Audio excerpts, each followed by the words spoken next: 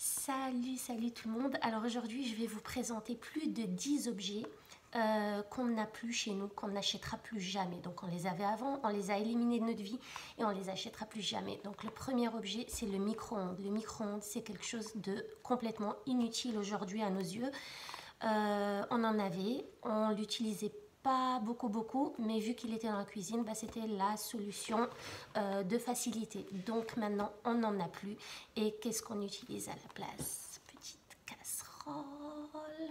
Donc ça, c'est super chouette. Et voilà, ça nous va très bien. On réchauffe notre café, notre thé, n'importe. Voilà, nos aliments aussi dedans. Donc ça, c'est super. Et franchement, vu que c'est un truc que j'ai utilisé quand j'étais en labo de chimie pour détruire des molécules, c'est un truc que je ne vais pas utiliser pour détruire ma nourriture. Voilà. Le numéro 2, c'est les cotons-tiges. On en avait, on n'en a plus, on n'en achètera plus. Alors à la place, on a des petits... Voilà, des tiges en bambou comme ça en bois qui sont extraordinaires parce qu'elles sont utilisables quasi à vie si elles ne se cassent pas. Et voilà, ça fait pas mal et c'est super. Et dans tous les cas, c'est pas bien de se curer les oreilles tout le temps.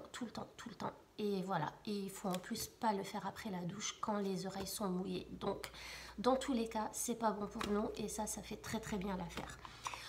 Troisième objet, c'est un sèche-linge. Alors, on en a quasiment toujours eu, on les a toujours utilisés, mais là, on n'en veut plus, on n'en achètera plus, et voilà, on n'en a pas du tout le besoin. Et bah, à la place, c'est un étendoir à linge, comme tout le monde fait, comme à l'époque, comme tout le temps, quoi.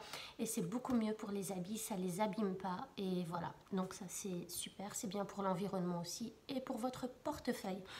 Ensuite, les produits d'hygiène. Alors, quatrième truc, les produits d'hygiène. Alors, oui, ça fait genre sale parce qu'on n'utilise pas de produits d'hygiène. Mais non, on va pas utiliser les gels douche qui sont dans des tubes en plastique. On va plutôt utiliser un savon pour se doucher. Et voilà, un savon, donc un savon solide, normal, comme le savon de Marseille ou un savon au lait de chèvre ou n'importe, voilà, ce que vous aimez bien. On n'aime pas trop utiliser les produits chimiques, on en a presque plus, donc voilà, c'est top comme ça. On n'utilise pas de lotion, de crème, de voilà, maquillage, j'en ai pas. Voilà, toutes ces choses-là, ça n'existe plus. Ensuite, cinquième chose, les produits ménagers. Alors, on utilise plutôt du vinaigre, du bicarbonate et si on veut des odeurs là-dedans, on va rajouter de l'huile essentielle ou alors tout simplement des agrumes, donc la peau d'orange ou de citron. Et du coup, on n'a pas vraiment grand-chose en produits ménagers à part pour le lave-linge, donc du produit pour la lessive. Et encore, il y a quelques temps, je faisais le mien. Sauf que là, comme on a déménagé, qu'on a un nouveau lave-linge que je connais pas très bien, j'ai peur de l'abîmer avec du savon de Marseille qui contient beaucoup d'huile d'olive dedans. Donc voilà, j'ai pas envie de trop boucher ou perturber la plomberie, donc j'ose pas encore trop le faire. Mais voilà, on n'a pas de produits ménagers, pas spécialement. Ensuite, le sopalin. Alors le sopalin, on n'en a plus, mais alors plus du tout depuis très longtemps. À la place, on utilise des serviettes, donc ça c'est quand on mange. Et puis on a des serviettes dans la cuisine qui sont faites à partir de bouts de tissu que j'aurais pu fabriquer ou que j'avais. Ou voilà, bref, ça c'est peu importe, mais on en a plein dans la cuisine qu'on peut utiliser, voilà, pour s'essuyer les mains quand on est en train de cuisiner ou même quand on est à table en temps normal avec les enfants ou quoi que ce soit. Et pareil, j'ai oublié de le mentionner dans la liste, mais les mouchoirs c'est pareil. Donc à la maison, on utilise essentiellement des mouchoirs en tissu, c'est fini les petits paquets de mouchoirs et donc je lave les mouchoirs très souvent et puis on les réutilise tout simplement. Et on a un paquet de mouchoirs de temps en temps par-ci par-là quand quelqu'un vient quand même chez nous, mais voilà, nous on n'en utilise pas. Sauf en cas de vraiment, alors grosse maladie, gros rhume et qu'on a besoin d'une tonne de mouchoirs. Mais voilà, vraiment on évite, on n'en achète plus. Ensuite, il y a le cellophane. Alors le cellophane, j'ai un rouleau mais qui va me durer des années parce que j'évite de l'utiliser au maximum. À la place, j'utilise ça. Donc ça, c'est un tissu avec de la cire d'abeille. Donc celui-là, il m'a été offert. C'est un de mes tout premiers, mais je l'ai fait aussi moi-même. Donc ça, c'est très facile à faire. Je pourrais vous montrer dans une autre vidéo. Il suffit d'un bout de tissu en coton pur et d'avoir de la cire d'abeille, voilà, râpée ou en poudre que vous mettez par-dessus et ça passe au four à la plus basse température, ça fond et puis ça donne ça. Et du coup avec ça, vous pouvez emballer vos sandwichs, emballer tout ce qui vous reste, je sais pas, un oignon, un citron, n'importe ce qui vous reste dans le frigo qui est déjà coupé. Mais vous pouvez aussi recouvrir vos bols, vos assiettes, etc. Donc tous vos plats. Et ça tient très bien en fait, en le chauffant un peu avec les mains comme ça finit par bien tenir autour du plat. Et c'est extraordinaire. Et voilà, et c'est zéro déchet. Ensuite, il y a tout ce qui est tupperware ou boîte en plastique. On n'en a plus, on n'en achète plus, on n'en utilise plus. Donc à la place, on a des boîtes en inox ou des boîtes en verre. Donc tous nos tupperwares sont en verre.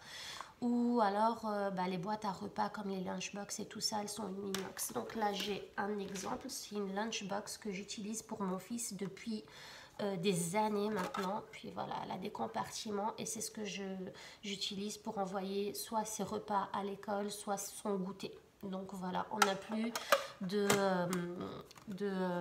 boîtes en plastique. Et par la même occasion, on évite les Ziploc. À la place, on a des petits sacs en tissu ou alors des sacs vraiment prévus pour les sandwichs et qui se ferment avec un scratch. Donc là, je ne l'ai pas sous la main, mais voilà, c'est ce qu'on essaie d'utiliser au maximum. Et les petits sacs en tissu pour aller aussi au congélateur. Ou alors des bouteilles, des bocaux en verre conçus pour ça aussi, pour aller au congélateur, pour mettre les repas dedans, etc. Donc on évite les Ziploc au maximum, mais on en a encore. Mais voilà. Ensuite, les bouteilles d'eau. Alors les bouteilles d'eau à l'époque, c'était une catastrophe. On en achetait tout le temps et on en avait tout le temps partout. Et le pire, c'est que quand on en commençait une, et qu'on la finissait pas et qu'elle traînait là un peu partout dans la maison, voilà, ça faisait de l'eau gaspillée, ça faisait du gâchis. On avait toutes ces bouteilles en plastique vide qui traînaient partout et qu'il fallait juste jeter. En fait, voilà, on n'en voyait pas l'intérêt. On a préféré investir dans un filtre à eau. Donc voilà, c'est beaucoup plus pratique, c'est moins de déchets carrément et puis c'est moins de travail pour moi. J'ai pas à jeter toutes ces bouteilles en plastique tout le temps, à les ramasser tout le temps.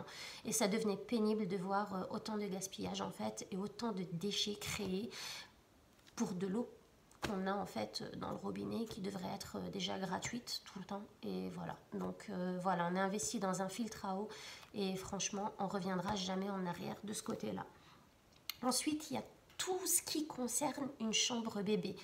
Alors, je vous raconte pas, avec mon premier enfant, c'était la catastrophe. Maintenant, avec du recul, je me dis que c'était une catastrophe, mais comment j'ai pu dépenser autant d'argent dans des choses comme ça, aussi banales et aussi inutiles au final. Et franchement, c'était le premier, donc c'est compréhensible. Notre premier enfant, on le gâte, on achète tout, on sait pas trop et tout. Mais là, avec le recul, je me trouve vraiment stupide parce qu'on avait tout. On avait la chambre, mais la totale. Donc la chambre avec la commode, avec la table à langer, avec le coussin qui va avec, le rideau qui va avec, la poubelle à couches. Voilà, c'était vraiment la totale. Et maintenant, avec le recul, je me dis, mais n'importe quoi. En fait, vraiment n'importe quoi. Et si j'ai un conseil à vous donner, c'est de bien vous renseigner. Alors, ne prenez pas juste ma parole pour acquise, mais c'est de bien vous renseigner de votre côté pour voir quels sont réellement les besoins, mais vraiment réels d'un bébé et quels sont vos besoins pour ce bébé. Par exemple, nous, on avait un lit à barreaux et au jour d'aujourd'hui, on est carrément contre les lits à barreaux. On n'aime pas ça, ça empêche l'enfant d'être indépendant. Quand il se réveille, il va pleurer parce qu'il ne peut pas sortir de là. Enfin bref, voilà, ça c'est juste mon avis personnel, notre avis personnel. On l'a utilisé les 18 premiers mois de notre premier enfant qui a maintenant 8 ans. Mais alors depuis, pour nos autres enfants, on ne l'a jamais utilisé. On a fabriqué des lits au sol avec une sortie. Comme ça, quand ils se réveillent, ils peuvent sortir et se balader dans la chambre et voilà. Et ils peuvent y rentrer quand ils veulent aussi, quand ils sont fatigués. Voilà, l'enfant ressent une certaine autonomie et une certaine indépendance et du coup, il est moins frustré et du coup, ça évite les pleurs au réveil. Donc ça, c'est vraiment un truc que je rachèterai plus jamais au cas où j'ai un autre enfant. Maintenant, il y a toute la déco de la chambre qui va avec. Donc, quand on décore une chambre, en fait, le problème, c'est qu'on la voit, cette chambre, avec nos yeux d'adultes à nous. Donc, toute la déco, en fait, on ne la fait pas pour l'enfant, on la fait pour nous. La preuve, c'est que tout ce qu'on accroche au mur, c'est trop haut pour qu'un bébé le voie. Et en général, les bébés ne voient pas ce genre de choses dans tous les cas, parce que dans les premiers mois de leur vie, ils ne voient qu'en noir et blanc. Donc, à quoi ça sert de les surstimuler avec de la déco et des trucs un peu partout ? alors qu'ils n'en ont pas besoin en fait. Et du coup, ça fait beaucoup plus de travail pour moi, pour nous, pour ranger, pour dépoussiérer, pour voilà, de la déco partout. Ça, c'est un truc sur lequel on a vraiment beaucoup changé et on a changé d'avis là-dessus. Ensuite, il y a la poubelle à couches. Ben oui, c'est bien, ça évite les odeurs, mais en même temps, on sort la poubelle normale tous les jours. Donc à quoi bon s'encombrer encore avec une poubelle à couches à laquelle il faut encore acheter des recharges et voilà, c'est du travail en plus. D'autant plus qu'on ne l'a pas utilisé longtemps parce que je suis très vite passée aux couches lavables que je vous présenterai une autre fois. Mais voilà, ça c'est un truc plus jamais. Ensuite, il y a la table à langer. Alors oui, c'est joli, c'est bien, ça peut être utile. Surtout si voilà, vous n'avez pas où poser votre enfant en fait. Et si vous avez des problèmes de dos et que vous ne pouvez pas vous baisser. Mais là, avec mon troisième bébé, eh ben, j'en ai pas utilisé. Moi, je l'ai changé sur le lit ou sur un canapé. Et puis, je mettais juste une serviette en dessous ou n'importe. Mais voilà, je couvrais mon espace et puis je la changeais là. Et franchement, je pense au jour d'aujourd'hui qu'il n'y a pas vraiment besoin de table à langer. Sauf si c'est un truc pratique, mais vraiment pratique et qu'on ne peut pas faire autrement. Donc voilà, ça c'est tout ce qui est... tout ce qui est relié à la chambre de bébé, on voit les choses complètement autrement. Maintenant, les chambres, eh ben, elles sont complètement épurées. Il n'y a pas grand-chose dedans. Et c'est beaucoup mieux, on trouve, pour le repos de l'esprit déjà, parce que c'est censé être fait pour dormir et non pas pour être surstimulé. Donc, le moins, c'est le mieux.